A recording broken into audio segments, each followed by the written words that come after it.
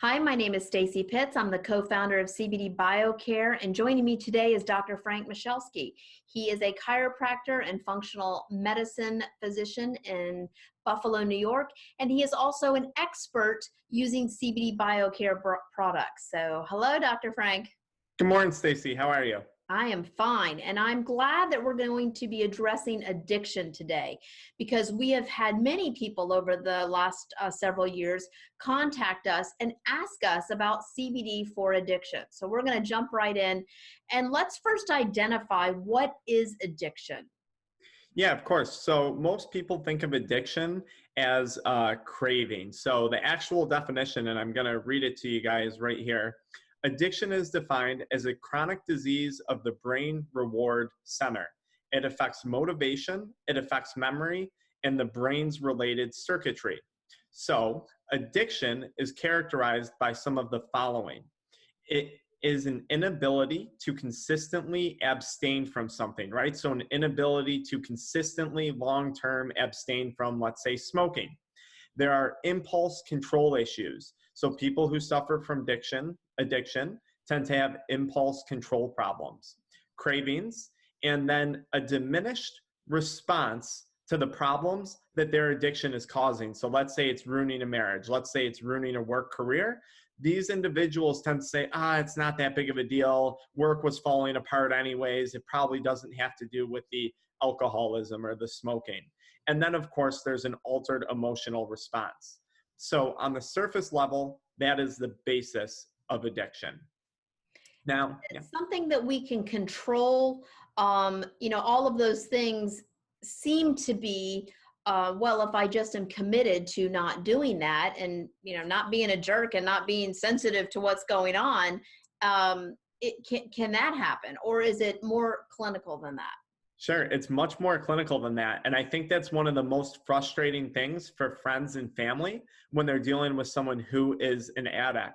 So before I jump into the physiology, I'll say this. The brain of someone who is addicted has fundamentally changed. On a chemical level, their brain is now different from another individual. So for example, if I'm not addicted to, let's say, alcohol, I wake up in the morning and I think to myself, okay, I need to drink water, I need to eat food, I need to do these basic life tasks, things that help me to survive. Well, when someone is severely addicted to something, their brain has changed, and it tends to ignore those life's basic necessities just to seek out whatever that addiction is. So something I like to define to people too that may help them sympathize if they do know someone who is addicted to something is most people should be able to relate to addiction. Now, when we think of addiction, and the stuff we're going to be really focusing on today are the big things, right? Alcohol, opioids, nicotine, THC is an addiction for some people when it comes to marijuana. Those are the big things, cocaine. But people fail to realize caffeine. Caffeine is a highly addictive drug, and I can tell you the statistic, 90% of people in the United States rely on caffeine every day. People don't think about social media addiction. There's tons of literature coming out about this now, about people being addicted to their phones, addicted to social media. People don't think about addiction to television. People don't think about exercise addiction. There's so many video game addiction. There's so many different types of addictions out there. A lot of people don't realize chances are you're addicted to something. And let's bring up a big one. Sugar, of course, is the food industry's secret. And we can talk a little bit about why all these things are addicting in a moment. I just want to paint a picture for people on the amount of people that are addicted to things. So I just want to paint some statistics here. In 2017, the National Survey on Drug Use recorded that 19.7 million American adults battled a substance abuse disorder. In 2017, 8.5 million Americans suffered from both addiction and mental health issues. If you know anything about addiction, these people usually have anxiety, depression, chronic pain. It's usually beyond just the addiction. Get this, the cost of addiction, $740 billion annually in lost workplace wages, healthcare expenses, and crime. And among the top addictive substances, of course, stimulants, if we look at painkillers, things along those lines. Now, I like to point this out because a lot of people, again, can relate. What about non-lethal drugs? What about the basics? Caffeine is consumed by 90% Americans. Over half of those 90% are consuming more than 300 milligrams a day. Your average cup of coffee is about 70 milligrams, so 300 milligrams a day, that's about 4 cups of coffee a day. Nicotine, one of the most common addictions in America. This is one that I have a real pet peeve with. I used to be addicted to nicotine years ago. I feel bad for the children going up today with the easy access to the vape pens, Juul being on the forefront of this. Nicotine addiction is on the rise at a rate that it's never been before in populations that are so young. And the nicotine of these things is very strong. And then at the end, social media addiction. It's estimated that 201 million plus people around the world have a true clinical social media addiction. So these things are not just, it doesn't just apply to the person that might be a drug addict. It applies to a lot of people. Now, the other thing that I want to add, Dr. Frank, while we're talking about this, because one of the things that I'm thinking about is I'm identifying myself, right? What addictions would I have, or what things have I maybe train myself. So sugar, I try to avoid sugar, and I drink 2 cups of coffee a day. So I'm analyzing myself, as I'm sure a lot of people are that are watching. And something that I think we should identify as we proceed are the levels of addiction, right? There's something that you can be mildly addicted to, recognize it, and then maybe change some eating habits or some practices or what have you. And then there's severe addictions, right? To where you need intervention. So I'm sure we'll get to that too when we're talking about how CBD can help. But I think that's important that we recognize there's different levels of addiction, correct? Absolutely. And I think one of the biggest things to consider when you're thinking about that is, what's the intensity level of the cravings? Are you leaving your house at night because you ran out of ice cream or you ran out of sugar and going up to the food store in search of it? That's a problem. And then when you get to the food store, are you impulsively buying 4 cartons of ice cream because you can't decide which one you want? Is it ruining the time that you were potentially supposed to be spending with your husband or your family watching television for a family movie night? That would be signs of more clinical addiction. Wow, this is really impacting the way I function. Now, to that point, I think we can define that even further by explaining what happens. I said earlier, someone's brain is fundamentally different than another person's when it comes to addiction. And to the credit or discredit of the food industry, of the tobacco industry, they were some of the first people to realize that we can change people's brain chemistry by getting them addicted. So let's take, for example, smoking. Someone smokes a cigarette, and what happens in their brain? Well, there's a surge of dopamine. Nicotine is a stimulant, and it causes this large release of dopamine, a hormone, a neurotransmitter that we've talked about many times in our podcast here. Dopamine is released, and your brain recognizes that as a reward.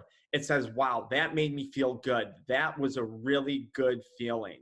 So naturally, your brain likes feeling good. It's going to crave more dopamine. Now, what happens when you do that again and again? That was one cigarette. Now you've been smoking for a few years. Well, those memories, those good feelings associated with dopamine, get stored in an area of the brain called the hippocampus. We talked about this last week when we were discussing anxiety and PTSD. The hippocampus recognizes this dopamine surge and says, wow, smoking for this individual really made them feel good. So now you're going to seek that behavior again and again because you want more and more dopamine. Well, a problem happens. Over time, your body's going to get too much dopamine. It's going to say, whoa, you smoked a pack of cigarettes today. I can't handle all this hormone. I can't handle all these neurotransmitters. So dopamine in the body over time will naturally start to decrease. And the receptors in your body that accept dopamine will also start to decrease. Now, this is where tolerance starts to a drug. This is now where you need more and more and more of it to feel good. And that's really something that characterizes addiction. You can even go a step further and say, okay, now we had that dopamine release. The memory part of our brain remembered how good that felt, so it stored it. But now there's another part, and this goes back to our sleep seminars. when you get certain cues, so someone likes smoking while they drive in their car, that's a cue for them. Someone likes having a cigarette with a cup of coffee, that's a cue for them. Another part of your brain is going to step in and it's going to sweep up those superficial memories of those feel good moments and reinforce you to do that again and again and again and again. And this is really the physiology of addiction. And as we'll discuss shortly, CBD, it would appear, is going to play a huge role in this currently and going forward in the future. So it sounds like all of us on some level deal with some sort of addiction, right? Whether it's to sugar, to caffeine, nicotine, or something more serious that is actually an addiction that's causing you to make decisions and choosing the addiction over maybe your family or something along those lines, where addiction can be troublesome and could be life-threatening. So what predisposes someone to have an addiction that is severe? Of course, that's a great question. So believe it or not, genetics account for about 40 to 60% of someone's chances of developing an addictive pattern. I would challenge people who do have addictive patterns, think about your brothers and sisters, think about your parents. Is this a trait that you see running in the family? Are there addictive personalities? So genetics go a really long way. The community that you hang out with, your influences, right? If I'm a young kid in high school and all of my friends are smoking Juul cigarettes or electronic cigarettes, chances are I'm going to do that as well. So the community and their outlook on that product, on whatever it is, also plays a strong role. Of course, people are more prone to develop addiction if they do suffer from depression and anxiety. They're usually using the addiction as a coping method in some cases. And if you look at your home environment, did you grow up in an abusive childhood? Was it not an ideal environment for a child to be brought up in? That could also play a strong influence on one's addictive patterns. But I think the most amazing thing is 40 to 60% of it runs in our genes. That is really interesting information. And, we do have some control, and that's something that I think is important that we let people know. Just like you said, if you have alcoholic parents, you may want to pay attention to that as you're developing so that you can modify your behavior and your choices so that you're not putting yourself in those situations because you're predisposed to have that addiction. So there is a level of responsibility as always, right? And that's something that's positive about understanding that you may have a predisposition to addiction and taking some control. But the other thing that we have noticed in this industry is CBD is really helping people with controlling their addiction. So let's talk about that from a clinical standpoint. How is that happening to where CBD is assisting people in either controlling their addiction or changing behaviors to where they can get rid of an addiction? Of course. So I think one of the biggest things to look at is what causes addiction, or what are those triggers that lead to addiction. And one of the things that I mentioned was someone's susceptibility to stress. This is a huge trigger for people, right? So if you're an alcoholic, if you're addicted to cigarettes, if you are seeking that next cup of coffee, work gets hectic. Perhaps there's a tragedy in the family. And what does the person say? Oh, just one more drink to deal with this. Just one more time, well, I just need one more cup of coffee to get through the day. Stress is getting to that person and it's causing them to go seek that addiction. So CBD has been shown to promote a very healthy stress response, right? People who use CBD, generally speaking, report they are less stressed. And I'll say a caveat, not even less stressed, but much more capable of handling day-to-day stresses. Or I would even argue in many patients, we've seen life event stressors. They say, wow, I wasn't so worked up today when my power went out, or when I spilled coffee on myself in my car. I just wasn't as worked up. That's one way that we see it. We've also seen studies to show that CBD oil is beneficial in cutting back on those impulsive behaviors. So people who have an addiction to shopping, an impulse person who likes to buy, they act on impulse all the time. CBD seems to slow these individuals down a little bit and make them think more. That would be another thing. Of course, a lot of people develop addiction either because of or in light of anxiety. So CBD has been shown to be an excellent anti-anxiety supplement. This could work wonders for a lot of people suffering from addiction. I don't know many people who suffer from addiction who aren't reporting anxiety and depression. We know CBD is working wonders for people when it comes to anxiety and depression. Why does CBD work on all those levels? Well, if you haven't watched our podcast on the sleep, and if you haven't listened to the one on PTSD and anxiety, I would highly recommend that. It goes into more detail on this. But we know CBD positively influences the amount of dopamine in our brains and our dopamine receptors. So if CBD is promoting a healthy dopamine response, then in turn, yes, we're going to have the anti-anxiety effects. We're going to have the antidepressant effects. We're going to have this more controlled responses to external stimuli, like driving in the car. All of a sudden, oh, wow, I'm not craving that cigarette. CBD rewires the brain. So I'll just mention some brief things that have been seen. So of course, in our brains, we have the reward centers. In the same area in our brain, we have cannabinoid receptors present. That's one thing. CBD has been shown to reduce cravings for both THC, nicotine, and alcohol. Now, one of the neatest things about this, they actually did a study, I'll post this in the attachments when we're done, where they actually made mice addicted to alcohol and cocaine. And they said, okay, we're going to give someone a cocaine and an alcohol addiction with humans, very similar to see both of those addictions. And what they found was not only did alcohol and cocaine in the presence of the mice using CBD, that addiction seemed to diminish, but it diminished for up to 5 months following CBD treatment, even though the levels of cannabinoids present in the mice's blood actually reduced after only 3 days. So they expected to see, based on what we know about CBD, yeah, it's probably going to help with addiction. What they didn't expect to see was the amount of time that this control over addiction lasted. So that's really a fantastic thing about CBD is instead of getting addicted to something else like coming off of opioids, you're commonly prescribed Suboxone or methadone or one of those things, which is equally addicted to the drugs that you're trying to come off on, which, by the way, has the same side effects. Opioids are such a problem because we have receptors in our brainstem for opioids. And if you take too much, it will stop your breathing. It will depress your lung function. CBD, there's actually not receptors in your brainstem for it. So that's why you can't overdose. What a great option for people who are trying to taper off of opioids with their physicians, who are trying to fight addictions. I mean, how many of our veterans, have issues with PTSD, and alcoholism goes hand in hand with it? What a great thing. Now, the other thing that I'd like to emphasize is I mentioned with addictions, a lot of it has to do with problems in how our brain is storing those behaviors, how memories are being created surrounding that first cigarette, that first cup of coffee in the morning. It would appear that CBD can help to erase some of those memories, those feelings of, oh, I need a cigarette while I'm going on a long distance drive.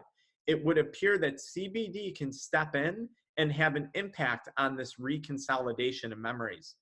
Now, get this, if you sleep better in the meantime, of course you're going to be thinking more clearly. When you sleep better, which we know CBD is good for sleep, you're going to have more impulse control. That's a proven fact. That's one thing. The second thing is, if you're taking CBD because you were addicted to some type of painkiller, it has anti-pain effects too, right? It's a strong anti-inflammatory. CBD affects the way nerves transmit pain to your brain. It dumbs down that pain signal message. So we're not only seeing its direct effects on the brain and addiction, but we're seeing it promote more sleep. We're seeing it promote less inflammation. So in my opinion, we're fighting addiction from more ways than one, like we are with so many other things in CBD. More ways than one, and in a very healthy way. This is something you can't get addicted to and you can't overdose on. I think the toughest thing for an addict is they don't want to take something else that they're just going to wind up getting addicted to. I quit smoking, but I started drinking. I quit drinking, but I started smoking. What if we had something where you didn't have to have that trade-off? Wouldn't that be something just phenomenal? Absolutely. And so I have two things that came to mind when you were speaking. If I'm addicted to cigarettes, would you recommend that instead of the cigarette that you take a small dose of the CBD at that time, or would you take it in the morning and in the evening, or when you have that impulse? That's one question. The other thing is, I had read that the same triggers in your brain that cause a positive reaction from an opioid is actually the same trigger that stimulates the CBD within your body. Is that accurate? That is accurate. Yeah, CBD and opioids function very, very, very similarly in the body. And that's actually why, if you look at most of the studies on opioids and CBD, people are reporting that they need about 50% less opioid medication when utilized in conjunction with CBD, because they are working on the same pathways. The only really big difference between them is the CBD is not affecting the brainstem, where the opioids are depressing brainstem function, which is why we have so many bad side effects. But as far as the effect of an opioid on a nerve, sending a signal to your brain, CBD is very, very similar, and THC to an extent too. Now, to your first question about smoking, or if you're craving sugar, you're craving caffeine, or you're craving something, and you're saying, okay, should I take CBD as a breakthrough? So it depends on the person. We still recommend using it. It's something you should use every day, no question. No, take it in a regimented dose every day. But let's say you are driving in the car and you're really thinking, oh my gosh, I have to pull over for a pack of cigarettes. You can use the oil as a breakthrough. And in some cases, I know it's not something we have. We will encourage people to utilize, same thing, a full spectrum, high terpenes, an actual vape cartridge. And the reason being is because that hits your system so fast, it can really provide people with an immediate feeling of calm. Granted, the oil, I would argue, is very quick as well too, but for those people who really don't have control, sometimes that combination of the oil and perhaps a vape, which you know my stance on this, I'm not thrilled about the vaping. I'm not crazy about that. I think the health effects will be a little more complex down the line, but if we're talking about doing a quick vape of CBD or smoking a pack of cigarettes, I think that should be an easy decision. So Right, and it's temporary. It's like chewing Nicorette to help you get off nicotine, right? It's supposed to not replace the addiction. It's supposed to wean you off the addiction. So if it's a temporary fix, then a lot of things are harmless if they're temporary, right? So that is so correct, and that's what you're seeing too with the long-term results on these people coming off of things. They're saying, wow, CBD, and I would encourage people to just stop usage after they're better, keep using it as a maintenance thing. But they're saying, wow, even when we stopped administration of CBD in rat models and mouse models or mice, we saw that the addiction continued to remain subdued. These people were not relapsing at the same rate that people who weren't given CBD were. So really a fascinating thing. And, I can say this, I talked about it. I can't remember if it was I think it was in our podcast on blood work. I did a nice write-up, and I talked about something that I dealt with, which was a caffeine addiction for sure. I was fresh out of school, right into practice. I loved espresso. I liked the, sugar-free Red Bull energy drinks. And I tell people at that point in life, I really could sympathize with people who had an addiction, because for me, it was hard to come off of those. And it was right around that time I started using CBD. And one of the biggest things I noticed was when I was in the car, I would usually crave one of those sugar-free energy drinks, and my heart would race. I'd drive past a gas station and be like, oh my gosh, don't go in and buy one. This is insane. They're designed that way. Our sugar, our food products, they know how to design things to make you addicted. The people who made Juul, the people who made candy, the people who make chips, Pepsi Cola, these people are not stupid. They're scientists. They know how this works. They know how addicting this is. The fact that I could drive around and not crave that and not get the sweaty palms, the rapid heart rate, to me alone, that just made dealing with a caffeine addiction so much easier, right? What's one of the many reasons people relapse? Because they feel like crap when they stop doing it. You would think to an alcoholic, well, don't you feel bad? You're drinking all the time. You're not sleeping. In their mind, they might actually feel all right. They've become used to functioning in that place, in that state. When you quit something, The first month is a roller coaster ride. It sucks. That's why so many people relapse. If you're saying, which I am saying, that CBD can help with those relapse symptoms, that anxiety that follows, that stress that follows, that clamminess, that rapid heart rate, what an amazing thing, what an amazing tool that is, on top of whatever other steps you may be taking to overcome that addiction. And the key word that you just said to me was help. It doesn't make it easy. It doesn't make the pain of getting over an addiction zero. So CBD is a tool in addition to other things that you may be doing. You may be seeing a counselor. You may be changing behaviors. All of these things are not comfortable.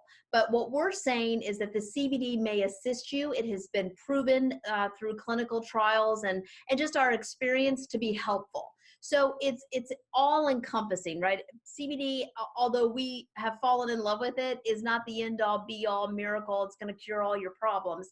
But we would encourage you, if you are dealing with any type of addiction, whether it's a caffeine, nicotine addiction to something more serious, to be an opioid, alcohol, or drug addiction, we hear time and time again how it is helping people. So use it as a tool, not as the end all be all. And before we close, Dr. Frank, I want to encourage people to go to our website where we talk about serving sizes. So we have the macro, micro, and standard servings. What would you recommend for someone who is fighting an addiction? Where they would start, knowing that everybody's different, but where's a good starting point? Yeah, it's really tough. Most people in my offices, I'd say we start around, which this can be high for some people, because if you have really bad anxiety, it might be a little high in some cases, but we start most people around 20 to 40 milligrams a day. I find that seems to be a good starting point for people.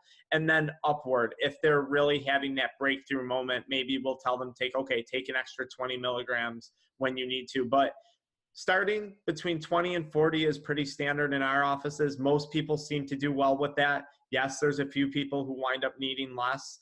And then I'd say upwards of 400 milligrams a day. Rare, but you can find reports where people are utilizing up to 400 milligrams a day to help. So there's a pretty wide range. Most people, I find 20 to 40 milligrams, it really seems to help them out. And I think the farther you come, I mentioned this in a lot of our podcasts, people who have addictions, like everyone else who seems to have endocannabinoid system problems, have lower levels of CBD in their blood. As you come a long way, your levels should naturally start to rise. So you might need less of it. Why do you want to start slow? Remember, CBD is a biphasic effect. No, I don't think you would take too much and then wind up craving a cigarette, but start slow. Just in case you take too much the first time and it makes you a little more anxious, easy solution, cut back. But 20 to 40 milligrams is pretty standard in my offices. And what we always say is you can increase or decrease as needed. It's always a little bit of an experiment when you first try CBD, because it's not something that you usually notify or that you recognize immediately. So it's a little bit of an experiment. Please go to our website to learn more. And if you have questions, we're always available to help you. Thank you, Dr. Frank. Of course, anytime.